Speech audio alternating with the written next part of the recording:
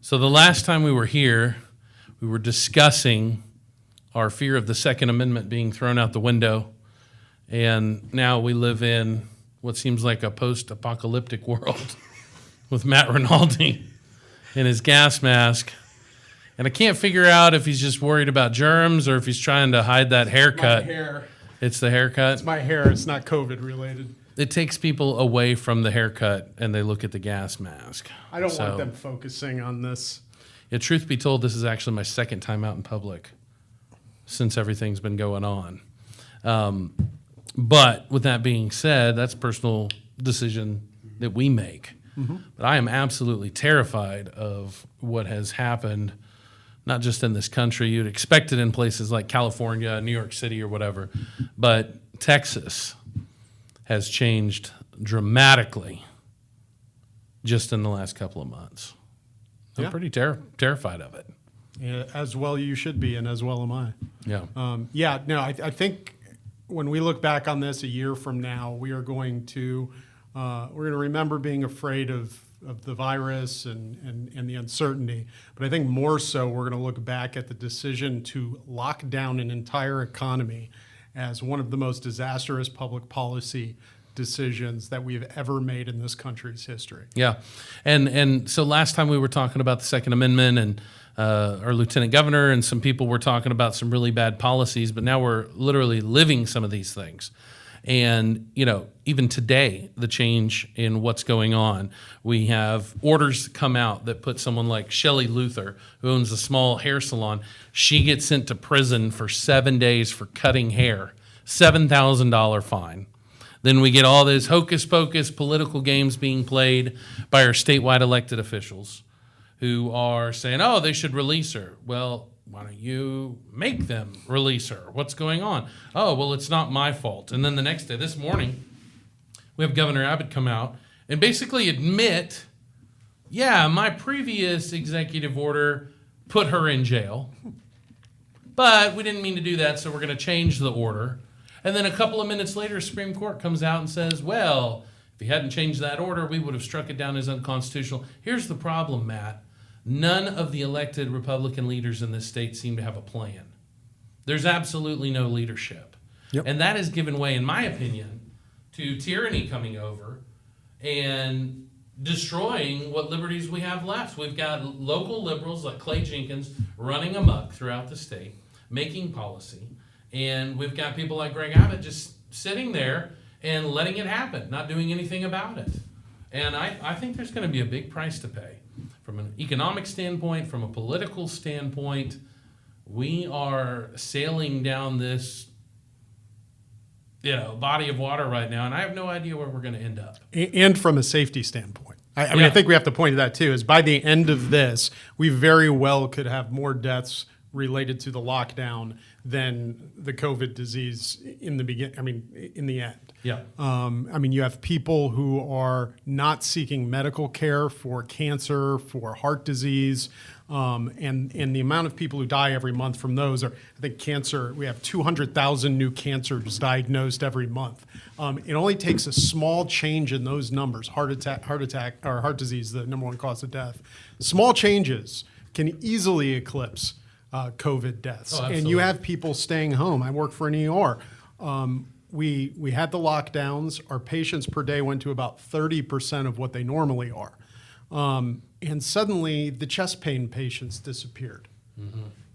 They're still there. They're just not coming in and not getting help. Were you surprised, Matt, that in none of the governor's statements or any other of these officials that stood up, none of them ever even recognized, because they see those stats too, right? I mean, why do you think none of them ever said, hey, if you have chest pain or stomach pain that could be appendicitis, that also kills people, please go seek treatment? Why singularly stay focused on coronavirus? I think so they relied on these projections from people like Neil Ferguson, who has been an alarmist the past 20 years. I think he predicted 2 million people in the United States would die of SARS or H1N1. I forgot which one it was. He predicted 150,000 people in England would die of mad cow disease. And then when that didn't happen, he warned of mad sheep disease. Every disease, the epidemiologists overpredict, as Dr. Fauci admits. So I don't think there's a basis for doing this. I think they acted rashly. I think a 2-week, lockdown was probably supportable, but after that, the reasons changed, right? It wasn't, we don't know if our system's going to be overwhelmed, our healthcare system. Then it became new goalposts, right? So everything, all of their actions were now to support the bad decision they've already made. And we saw this because in New York, it came out that there was this wave of cardiac deaths during the lockdown. And the twist on the article was there must be some heart issue that COVID's producing. Well, no, you're locking people in their freaking houses. That's what's happening. Yeah. I talked to, you're right. When this first was sold to the public, is we've got to do all these crazy things. It was, we got to flatten the curve because we can't have the hospital system overwhelmed. We don't have enough ventilators. We got all this stuff. I have family members who work at these hospitals. One of them has been sent on a mandatory paid vacation, okay, because they don't have enough work for them. The other one is working in a COVID unit, okay? And the truth is that most of the hospitals in the state of Texas right now are on the verge of bankruptcy. Yeah. Literally. And in New York State, there are some in the verge of bankruptcy as well, which was hardest hit. But there's a common theme, in my opinion, of the people who want to continue and push this out and keep Texas locked down and putting people in jail for cutting hair and all this crazy stuff that's going on, is they seem to be okay. The leftists seem to be okay with this being the new norm. Because what we have right now is we have millions of Texans who are essentially government workers right now because they're on unemployment. Yep. They are becoming more and more dependent on the government. And now that we are starting to see some talks of relaxing some of these restrictions so business can open up, the business owners that I've talked to in my district are saying no one wants to come back to work. They're making more money by doing nothing. And we are teaching people some really bad habits right now that I don't know what this is going to look like in 12 months. Well, I think that's why they like it. Some people would say, well, they don't want Trump to be reelected. I think this is a lot bigger than that. Yeah. I think they see socialism being implemented and people becoming more and more dependent on government for everything because we've taken away their livelihoods. I mean, this is, I think they see a quiet revolution here occurring, or at least in their, whatever ideal they have in their heads. And I think that's what's going on. And we've got Greg Abbott, the governor, the most powerful person in the state of Texas, going along with it. Yeah. Well, you've got a bunch of politicians that are more worried about themselves and their political futures and are reacting to polls. And that works when there isn't a crisis. When there is a crisis, I mean, Greg Abbott can look at polls all day long. But you know what? If you're a father and your house is on fire, you don't really poll the family during the fire as to how you should exit. You come up with a plan and you bring everybody along and you figure out whether or not it polls well after. You do that, but you also remember the fact that you took an oath to defend the Constitution. And I will tell you what, some of the stuff that's going on from just a legal standpoint, maybe you can talk more about that, but we have the governor literally making laws himself right now. Yeah. Which is the job of the legislature, or it's supposed to be. But I haven't been called back into a special session to work on any of this. We have a massive expansion of government power going on. We see county judges pushing the limit. We see individual judges coming down and trying to reinterpret the law and tell the poor lady, apologize for being selfish or you're going to jail for 7 days. Yeah. What is going on here? Well, the legislature allows, under Chapter 418, allows the governor to declare an emergency, and his executive orders during the emergency have the force of law. One thing I would be worried about if I was the legislature is we declared the state of emergency before the emergency based on projections that there would be an emergency. I mean, you can come up with projections of death for firearms, for any number of things. Climate change, for anything. And we did it based on that. One of the biggest issues, though, is the Constitution, as the Texas Supreme Court said this week. The Constitution isn't suspended in times of crisis or during state of emergencies.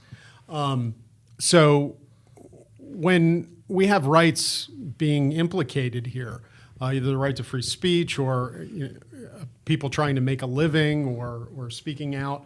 The government has the burden to prove to us why those measures are necessary and will serve their intended purpose and are narrowly tailored towards serving that purpose.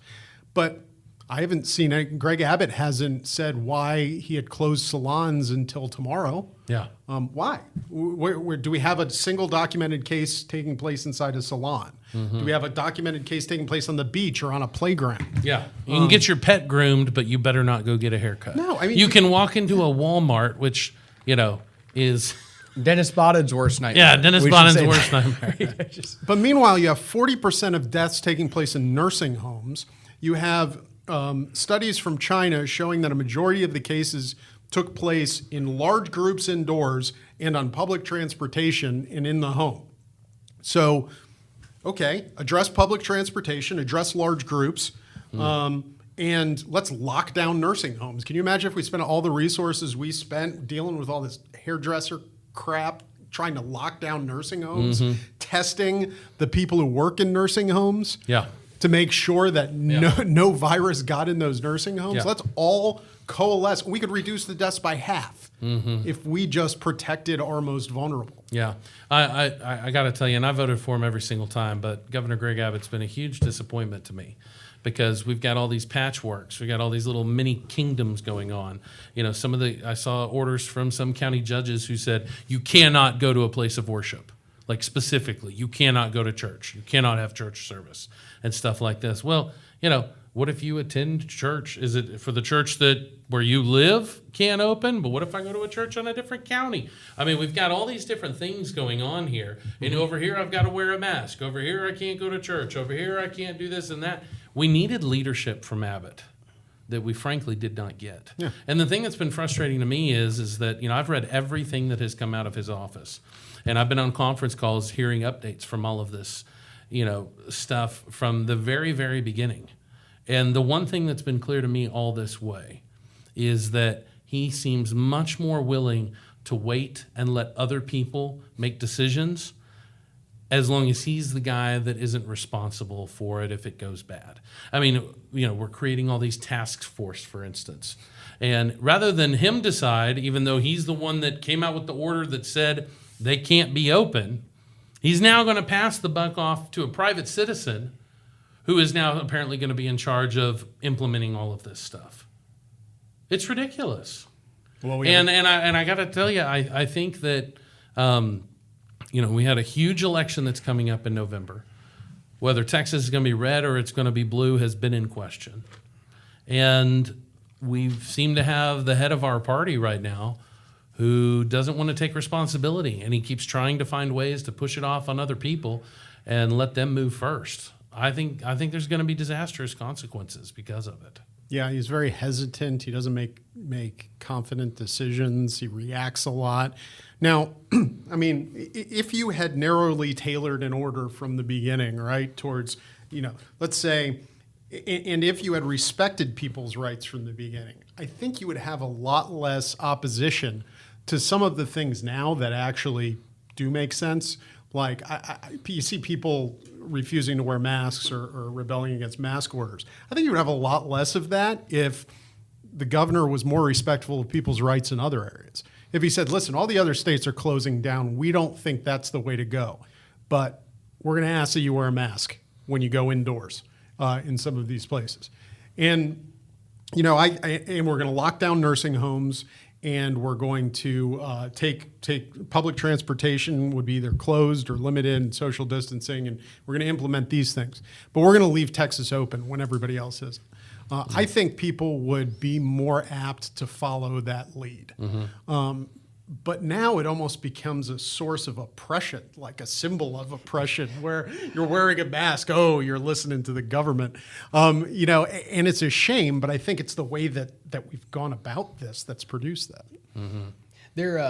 Matt, I know you've talked about a lot of the miscommunication between even what the governor communicates and then what he actually puts in his executive order, right? Because there still is a lot of miscommunication when it comes to this business is not allowed to be in business, but my executive order says people aren't allowed to go into the business. They don't say, and it doesn't say if people should be ticketed, which goes to the reaction that Jonathan talked about when it comes to personal responsibility. It actually gives you the ability to shirk responsibility, because then when Dallas throws somebody in jail, you go, I didn't say to do that. Actually, you literally told that person. How they couldn't have their- outrageous that you enforced the order that I gave. And then Ridiculous. So what are some of the, even around the restaurants and stuff, you were telling me about when this 25% and 50% capacity, it's not even clear what happens to a restaurant if you're over 50%, if you're under 50%, if the 51st person is the one who gets kicked out. So from the first order was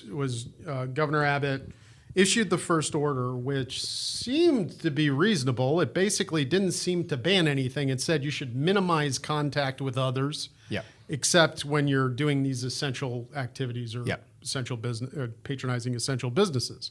It's like, oh, okay, well that seems reasonable. Then Greg Abbott comes in public and says, we shut these businesses down. Well, you what? That's not what it says, but that's what you're telling everybody. So I talked to one state representative who the city council's like, we're shutting down golf courses. Yeah. But the governor's order doesn't prevent golf courses from operating. They're like, but he said. Yeah. So they didn't know. I've talked to a daycare owner in my district that they closed because they were confused. They're like, well, we didn't think we were closed by the order. Clay Jenkins let the daycares operate in his order. The governor's order was so confusing that they shut down. Mm-hmm. So, yeah, and then this new order comes out, right?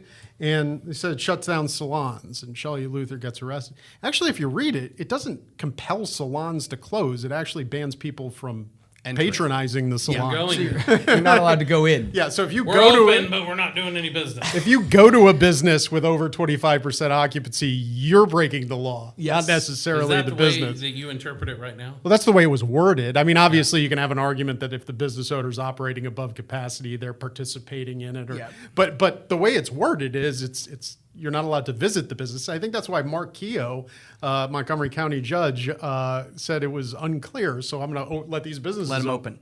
To which Ken Paxton am I right to say that, did Paxton tell him that he was wrong? Did he disagree with Keogh at that point? I don't remember. The I don't remember that if went between the them? attorney general did, but I think the governor said he was misinterpreting his orders. Got it. Write a clearer order. Yeah. And I know why he did it too, by the way. I mean, the reason why he did it is because he's exceeding his authority under 418. Yes. And he's trying to, I don't know if he is doing it or whoever drafted it in his office is trying to be cutesy about it, because it allows the governor to direct the movement of people, right? So you can't visit a business. Yes. It doesn't allow you to micromanage how that business operates, right? Yep. You can control the occupancy of buildings, you control the movement of people. So they're very careful in controlling the movement of people into those businesses, right? Got it. This creates a big problem going forward too, especially if Texas does turn blue.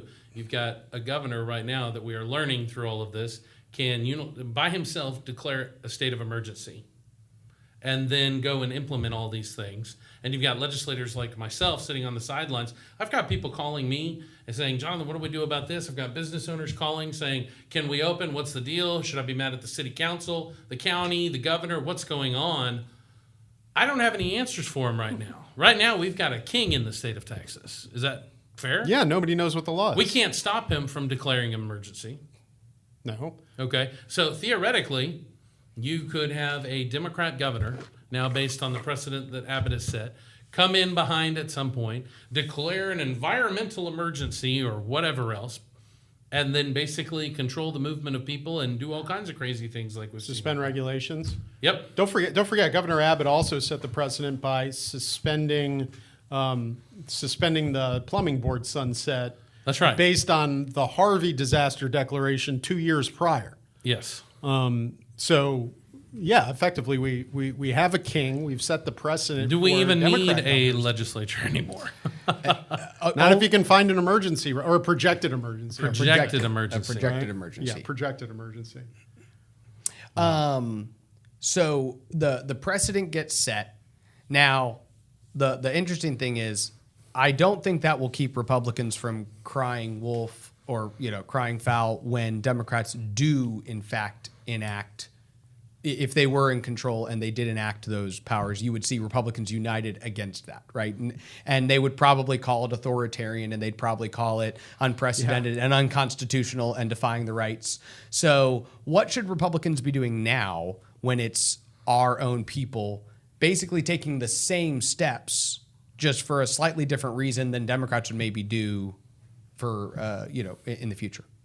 I mean, I think they need to be loud and speak out against it. I think there's been some surprising voices from the legislature that have been very loud. Starting to be loud. But I mean, we're always loud about everything, so it doesn't have the same effect as when Mike Lang is very clear. Yep. He's done a great job. And we're he's hearing done a from great people job. that we've never really, questioning Abbott and some of his moves. Greg Abbott's always been this guy, I don't know if anyone's ever questioned him before, right? His approval rating is through the roof. That's not what I'm seeing anymore. I'm seeing a lot of people like myself who once supported the guy who feel like now we've seen the true colors. I also feel like there's a ton of new people that are involved. We kind of had this Tea Party conservative wave that started 10 years ago that I think we all kind of came in on. But I look around right now, and some of the people that are leading the charge and questioning government right now, we've never seen before. Shelley Luther, for instance, who has now raised $500,000 in 24 hours and, gotten national attention and the talking points on Fox News and everything else, has never voted in a Republican primary. Yeah. We don't know who she is. And we've got a lot of these... Excited. Getting excited here. Starting to get There's some spittle. We have all these new people, and we have got to figure out how to keep them involved in this process. We need these folks who may have not been involved in politics before to start getting educated, because I think we've learned through this more than anything else that if you don't get involved in government, it's going to get you involved regardless. Mm-hmm. Yeah. No, I think a lot of people are looking down. I mean, the idea that a mother can be prevented from working to support her family is something that I don't think we'd ever deal with in America or Texas, and I think that's really motivated a lot of people. You do polling, and people are still in favor of the lockdown. They still have great trust in government. I think the polling's like 60% even among Republicans in favor of a continued lockdown.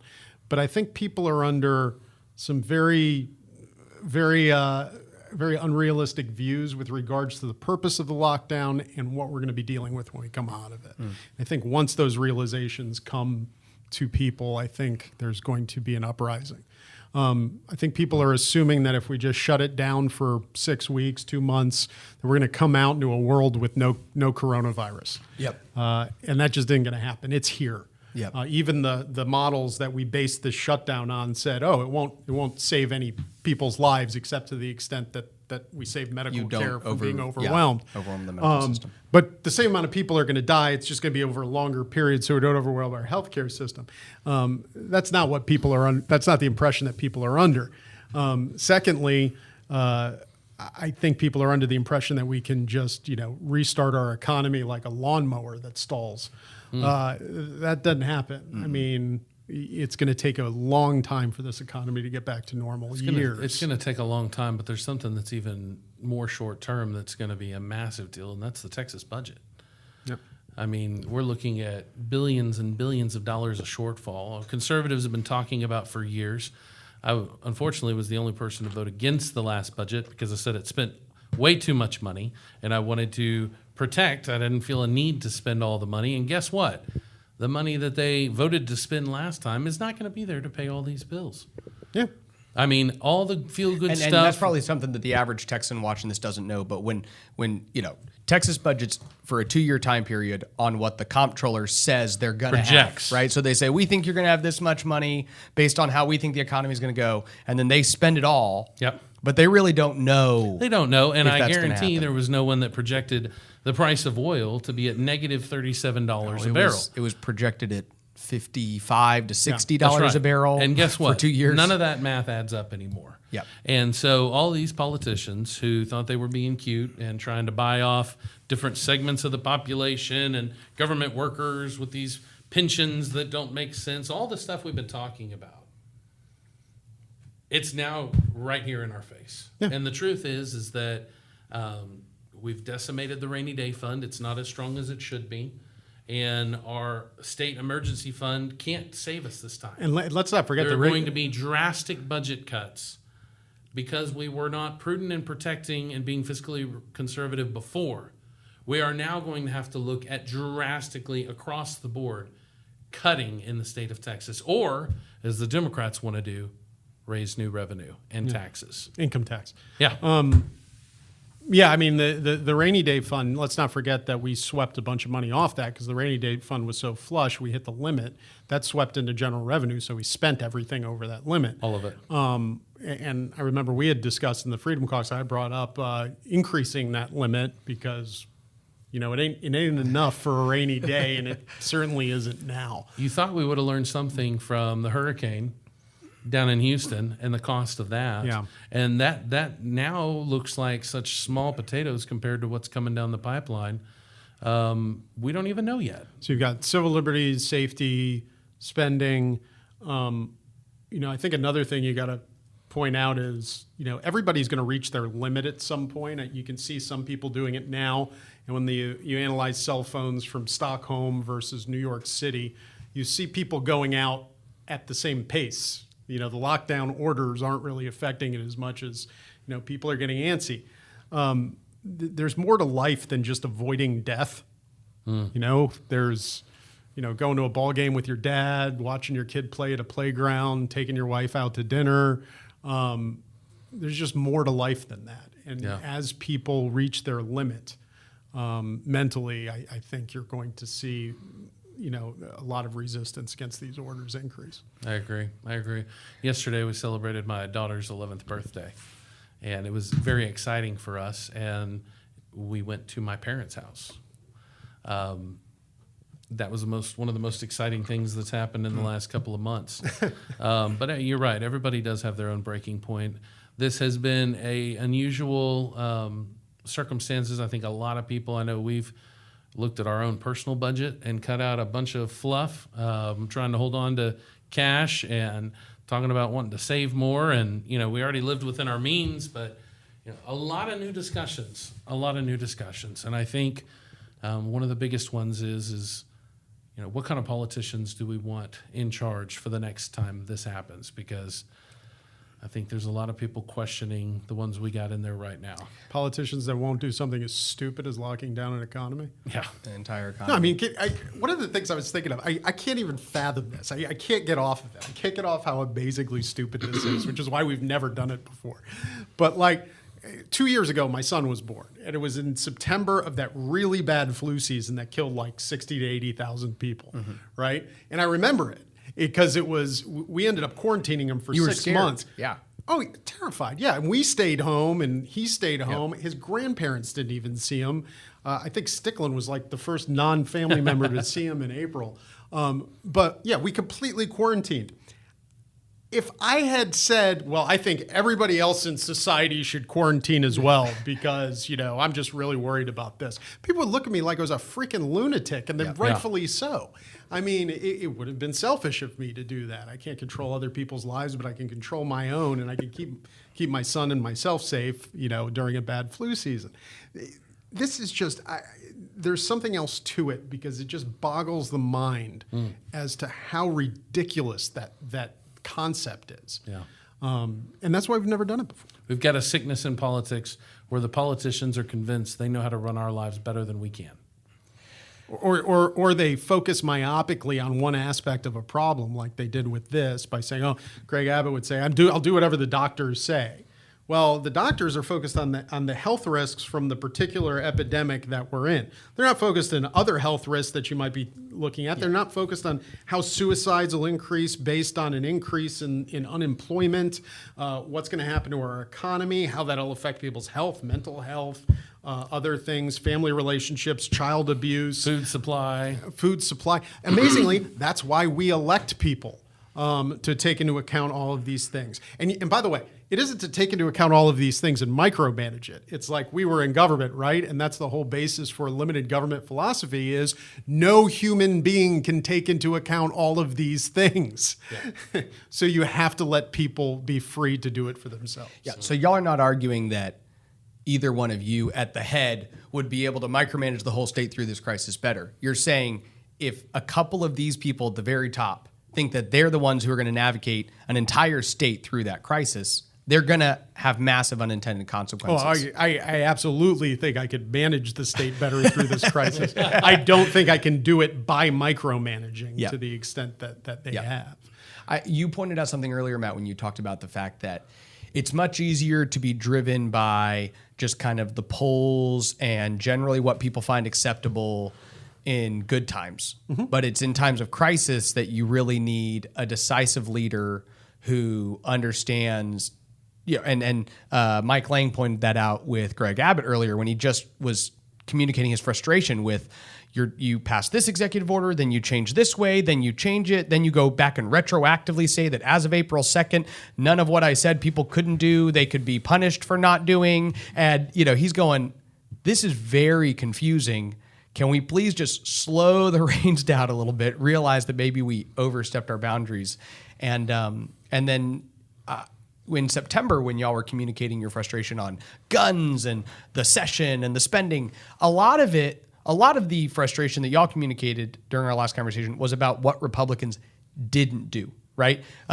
These other states are passing pro-life bills, we're not. These other states are protecting the Second Amendment, we're not. These other states are doing X, Y, and Z, we're not. And today, your conversation's been around what Republicans are actively doing to threaten the liberty of Texans. And I do think that is definitely a shift from the last 6 months that's happened.